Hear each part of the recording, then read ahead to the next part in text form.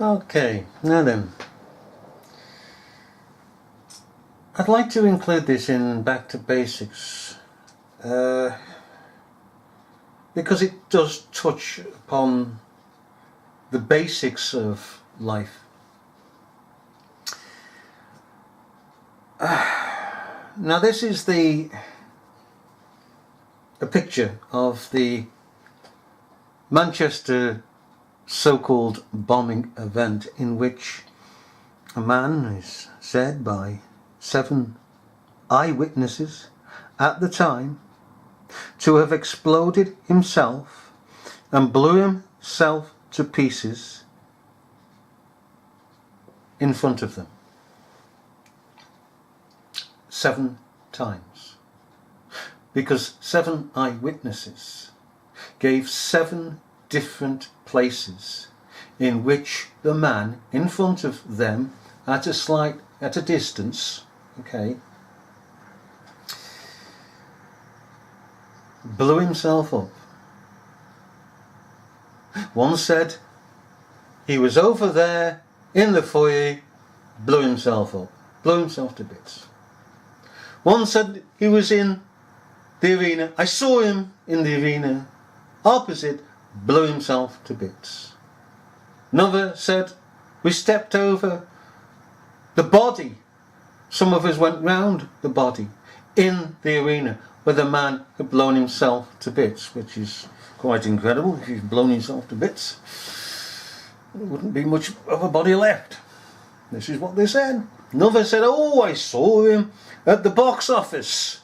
Which box office? Outside, says the media. Blew himself up. Okay?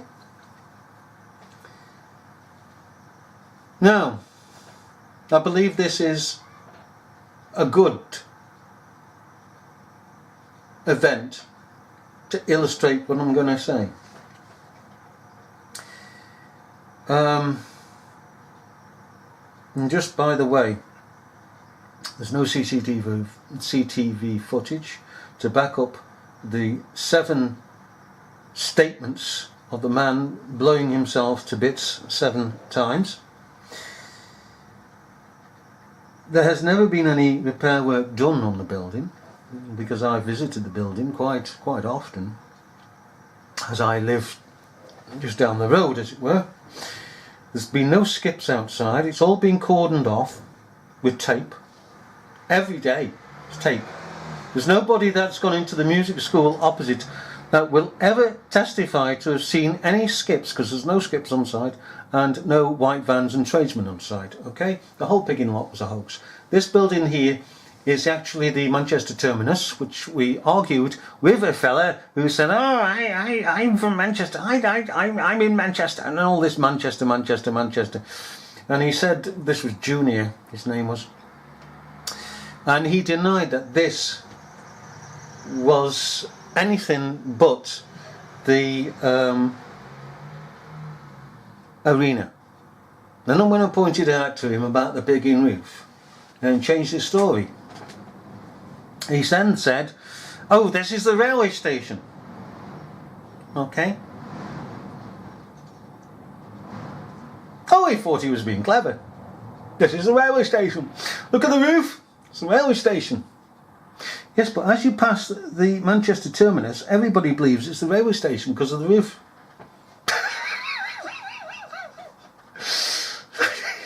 And you're doing the same.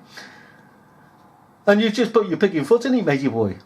Because you're saying, in the first place, this was the Manchester Arena, the concert venue, that was blown up. And you can see the flash on the dash cam, from the dash cam.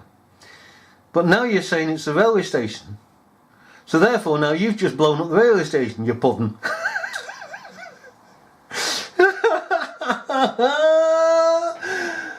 And he just couldn't get around that one. All he could do is continue to go berserk. You're just blowing up the pigging railway station. That's not on the media, is it? Eh? So 7 times in the pigging arena and once in a railway station. But being as this is the conference centre, the Manchester Terminus Conference Centre, why haven't the staff reported it as being blown up? When they came in the next day. Why haven't the staff, if it was the railway station as you say, been reported as it being blown up? Why haven't the media descended like vultures on these two places? Do you know, these buggers, when they start pigging line and they get caught out in the pigging line, it's always that they get caught out in a very large lie. It's a bit like Bowman, isn't it, sitting in that pigging wheelchair in the Boston bombing, and there's pigging seating on the left-hand side of him that hasn't been put in place, so it's just been delivered, so it's not even on the day of the bombing. So-called bombing. It's a cracker, isn't it? Las Vegas, the man there sitting with his hat on and everybody else around him, and people asking him what's going on, and he's telling, oh, nothing's going on. There's no gunfire, except it's coming over the sound system. And the YouTube has tried to take the footage. Well, it has taken the footage down at that. But anyhow, what we're dealing with here is a classic example that we find on the comments section. Okay, of sheep. This is probably, I don't know, because I've never lived in any other generation or through it, but I suspect from an historical perspective there's been elements of this attitude throughout history. The attitude of conforming. Just give me a second.